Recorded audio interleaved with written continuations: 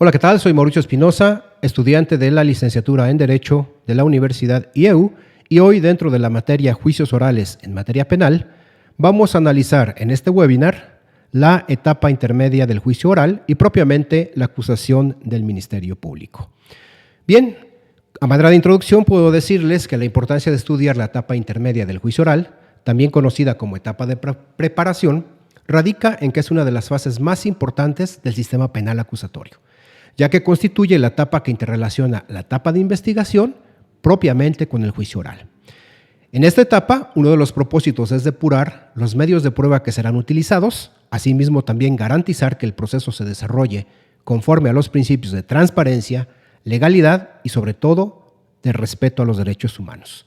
Durante esta fase, las partes tienen derecho a presentar, objetar y acordar sobre las pruebas que serán admitidas, evitando de esta manera que se introduzca información de dudosa procedencia, evitando así que se distorsione el alcance y el contenido de las pruebas, asegurando que el juicio oral sea eficiente, enfocado y sobre todo libre de elementos innecesarios o en su caso ilícitos.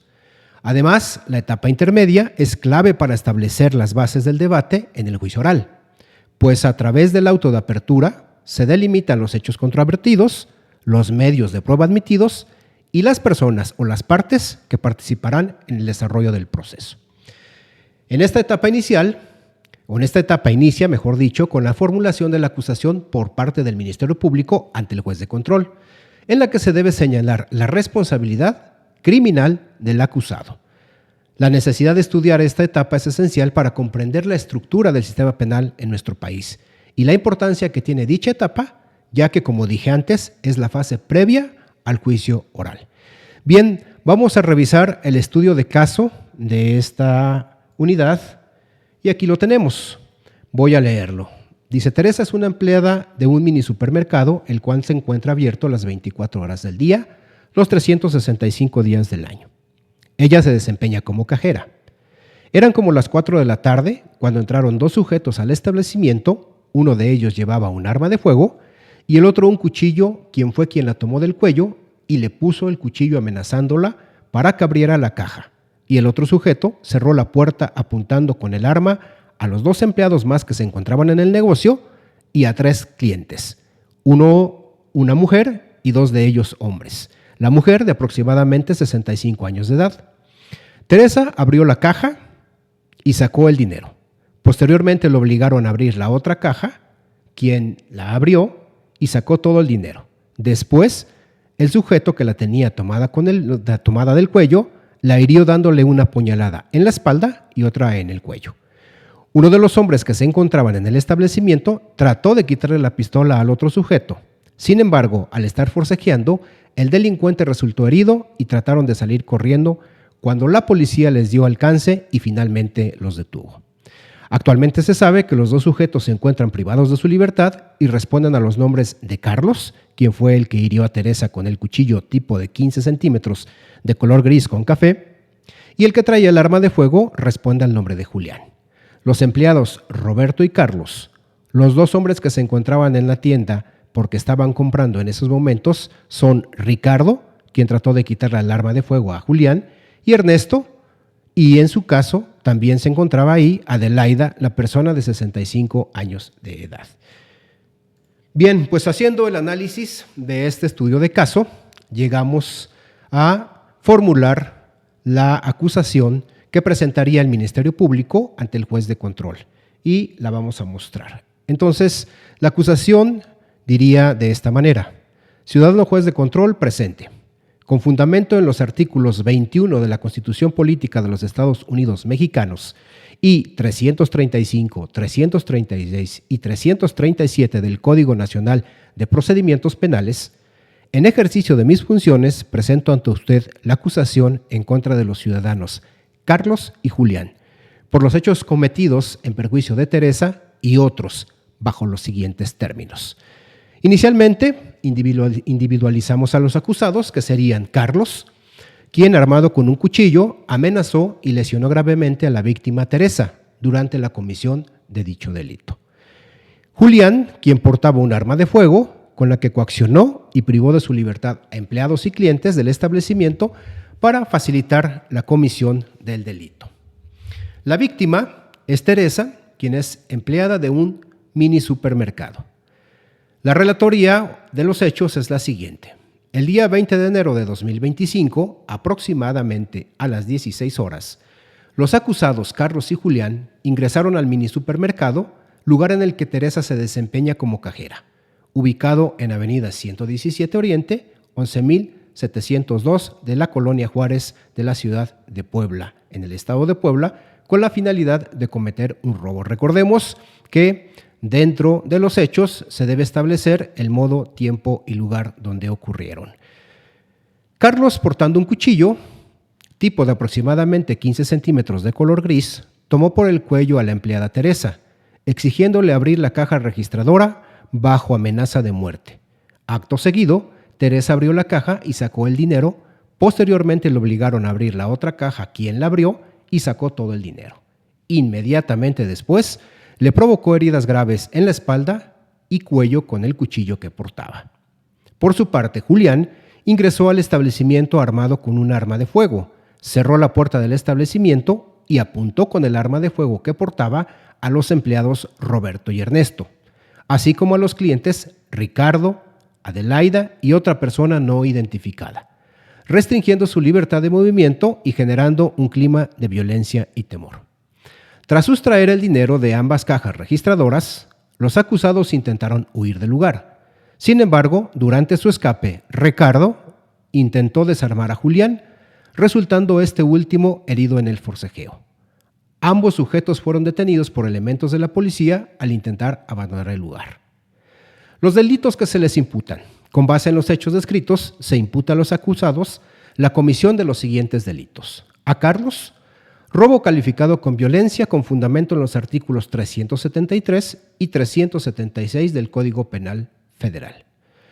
Tentativa de homicidio en agravio de Teresa con fundamento en el artículo 19 del Código Penal Federal. Y en su caso, o a Julián, se le acusa de la comisión de los siguientes delitos. Robo calificado con violencia con fundamento en los artículos 373 y 376 del Código Penal Federal. Y la privación ilegal de la libertad en agravio de los empleados y clientes presentes con fundamento en el artículo 364 del Código Penal Federal. Recordemos que esta persona cerró la puerta y amagó a los empleados para que no pudieran salir y su cómplice pudiera perpetrar el robo. Las pruebas ofrecidas, conforme a lo dispuesto en los artículos o en el artículo 346 del Código Nacional de Procedimientos Penales, que habla explícitamente de las pruebas, se ofrecen los siguientes medios de prueba. En cuanto se refiere a pruebas testimoniales, la declaración de Teresa, que fue empleada y que también fue la persona lesionada. Declaraciones de los empleados Roberto y Ernesto, declaraciones de los clientes Ricardo y Adelaida. Por otro lado, pruebas periciales. El dictamen médico legista que acredita las lesiones sufridas por Teresa derivado de las actuaciones de su agresor. El informe balístico sobre el arma de fuego utilizado por Julián. El informe pericial del cuchillo asegurado en posesión de Carlos, con análisis de huellas dactilares para comprobar que él lo manipuló y las manchas hemáticas derivadas de las lesiones sufridas por Teresa. Por otro lado, también se presentan pruebas documentales, videos de las cámaras de seguridad del establecimiento que capturan el momento del robo, el informe policial homologado sobre la detención de los acusados y el inventario de los objetos asegurados en el lugar de los hechos. En cuanto se refiere a pruebas materiales, el arma de fuego asegurada a Julián y el cuchillo de 15 centímetros color gris utilizado por Carlos. La petición del Ministerio Público al juez de control es que se admita la presente acusación, se admitan las pruebas ofrecidas en este escrito y se dicte el auto de apertura a juicio oral, señalando fecha y tribunal de enjuiciamiento competente para su desahogo. Finalmente, sin otro particular, agradeciendo la atención al presente, firma el Ministerio Público. Y de esta manera es como el Ministerio Público presenta la acusación ante las personas que cometieron los delitos. Bien, pues así es como se hizo el análisis de este estudio de caso y se llegó finalmente a la conclusión. En este sentido, a manera de conclusión, podemos decir que conocer en nuestra formación como profesionales del derecho la etapa intermedia del juicio oral es clave dentro de nuestro entendimiento del sistema penal acusatorio en México, porque en esta etapa se define el rumbo de los casos antes de llegar al juicio oral. Conocer la forma en la que esta fase se realiza y además se depuran las pruebas, es decir, cómo se determina cuáles serán admitidas, cuáles se rechazan y cuáles pueden ser acordadas en las partes, también es fundamental en nuestra formación, para que finalmente en nuestra actividad profesional estos conocimientos nos permitan comprender que solo se deben presentar pruebas relevantes y obtenidas de forma legal, evitando información innecesaria o que viole los derechos porque ésta no será admitida. Por otro lado, también conocer esta información es base para desarrollar habilidades para presentar, objetar y acordar las pruebas presentadas, asegurando que ambas partes tengan las mismas oportunidades de defender sus posturas, entendiéndose que nosotros como profesionales del derecho estemos de la parte del acusado o de la parte de la víctima. Y es importante entender también que la etapa intermedia empieza con la formulación de la acusación, que es cuando el Ministerio Público explica por qué está acusando al imputado o en este caso imputados y presenta las pruebas que respaldan su postura, como dije antes, evidenciando de manera fehaciente la comisión de un delito. Además de que en esta fase no solo se organiza el proceso, sino que también se evita que casos sin sustento lleguen a juicio oral, ahorrando tiempo y recursos y, por supuesto, imputando a personas que no cometieron algún delito. Estudiar esta etapa es importante porque también nos ayuda a entender cómo se garantiza la justicia en el sistema penal acusatorio en nuestro país y también nos enseña la manera en la que se hace la protección de los derechos humanos, tanto de la víctima como en su caso del acusado. Y finalmente, como estudiantes de Derecho, conocer y entender esta fase es fundamental, ya que nos da herramientas para actuar con responsabilidad y profesionalismo en el ámbito de nuestra función como profesionales del derecho en materia penal. Pues hasta aquí llegamos con este análisis del estudio de caso. Gracias por la atención y nos vemos en el siguiente webinario. Hasta la próxima. Saludos.